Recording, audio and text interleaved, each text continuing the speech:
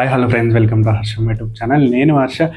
Day 1 రోజు auction ముగిసేసరికి Punjab Kings అయితే మంచి పర్ఫార్మెన్స్ చేసిందని చెప్పొచ్చు. వాళ్ళకి కావాల్సిన ప్లేయర్లను తీసుకున్నారు. పర్స్ హైయెస్ట్ ఉంది వాళ్ళకి. సో ఆ అడ్వాంటేజ్ని అయితే తీసుకొని అయితే మంచిగా బిడ్డింగ్ అయితే చేయడం జరిగింది.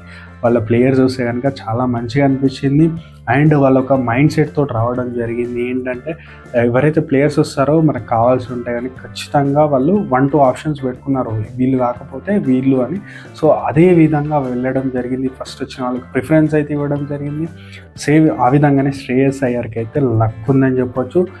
పంత్ కంటే ముందు శ్రేయస్ అయ్యర్ రావడం వల్ల శ్రేయస్ అయ్యర్ గురించి అయితే వాళ్ళు ఫుల్ ఆల్ అవుట్ వెళ్ళడం జరిగింది. సో దానివల్ల శ్రేయస్ అయ్యర్ అయితే 26.75 crore సెకండ్ హైయెస్ట్ ఈ డే 2లో చూసుకుంటే, అంటే డే 1లో చూసుకుంటే కనుక సెకండ్ హైయెస్ట్ తనకైతే లభించిందని చెప్పవచ్చు. పనికైతే ఫస్ట్ 27 crore వచ్చింది. దానికి సంబంధించిన వీడియో కూడా మన ఛానల్లో ఉంటుంది. ప్రతి టీం గురించి మన ఎక్స్ప్లెనేషన్ అయితే ఇవ్వడం జరిగింది. ప్లేయింగ్ 11 ఏ విధంగా ఉంటుంది, ఎవరెవరిని తీసుకున్నారని చాలా చిన్న టైంలో కొంచెం టైంలోనే చెప్పడం జరిగింది. సో మీరు ఒకవేళ వేరే టీమ్స్ ఫ్యాన్ అయితే కనుక ఖచ్చితంగా ఆ వీడియోని చూస్తే కనుక మీకు ఫుల్ క్లారిటీ అయితే వస్తుంది. అండ్ లేట్ చేయకుండా అయితే పంజాబ్ కింగ్స్ ఏ విధంగా పర్ఫార్మెన్స్ చేసిందో చూద్దాం.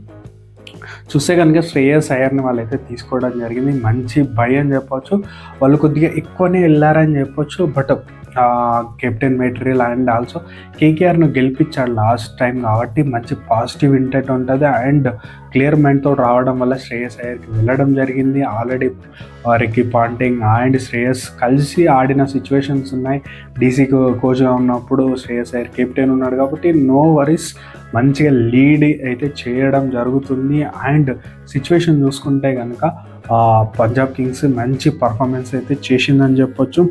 వాళ్ళు నెక్స్ట్ వచ్చేసి చాయినస్ గురించి కూడా వెళ్ళడం జరిగింది. మంచి బై అని చెప్పొచ్చు. 11 crore తోటి మ్యాక్స్వెల్ అయితే చాలా తక్కువ దక్కాడని చెప్పొచ్చు. 4.2 మ్యాక్స్వెల్ పంజాబ్ కింగ్స్కి ఏ విధంగా ఆడాడో మన అందరికి తెలుసు.